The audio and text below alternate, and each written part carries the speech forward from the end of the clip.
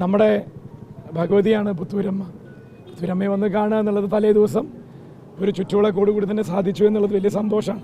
ഇവിടുത്തെ പ്രവർത്തകർ, ഈ പ്രദേശത്തെ മുഴുവൻ പ്രവർത്തകരും കൂടിയാണ് 2 ദിവസം മുന്നേ തൊട്ട് തലേന്ന് രാത്രി ഒരു ചുറ്റുവിളക്ക് നേരാമെന്ന് പറഞ്ഞത്. അപ്പോൾ പിന്നെ സൗമ്യ ഉണ്ടാവും എന്ന് പറഞ്ഞപ്പോൾ സൗമ്യയുടെയും കൂടെ വരണം എന്നവർ നിർബന്ധം പറഞ്ഞു. വലിയ സന്തോഷത്തോടു കൂടി തന്നെ വന്ന് തൊഴാൻ പറ്റിയ അതിൻ്റെ ഒരു ഭാഗ്യവും അതിൻ്റെ ഒരു കടാക്ഷവും ഉണ്ടാകുമെന്നാണ് വിശ്വസിക്കുന്നത്.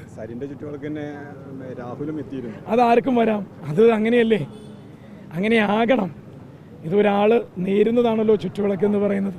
അപ്പോൾ അദ്ദേഹത്തിന് ആ ദിവസം തന്നെ വന്ന് അതിൻ്റെ ഭാഗമാവാൻ സാധിച്ചതിൻ്റെ ഒരു എക്സ്ട്രാ സന്തോഷം ഉണ്ടാവുമെന്നെങ്കിൽ അത് നല്ലതല്ലേ. അത് എല്ലാവർക്കും വരാവുന്ന സ്ഥലമാണ് ഒരു അമ്പലം. അത് എൻ്റെ ചുറ്റുവിളക്കുന്നൊന്നുമല്ല, ഇത് പ്രവർത്തകരുടെ, ഈ നാടിൻ്റെ ജനാധിപത്യ ബോധത്തിൻ്റെയൊക്കെ ഒരു കാഴ്ചപ്പാടിൻ്റെ രീതിയിലുള്ള ചുറ്റുവിളക്കായിരുന്നു. അപ്പോൾ അതിന് ആർക്കും വന്ന് തൊഴാം. രാവിലെ വന്ന് തൊഴുതിൽ വലിയ സന്തോഷം. എന്തെങ്കിലും പറയണ്ടോ?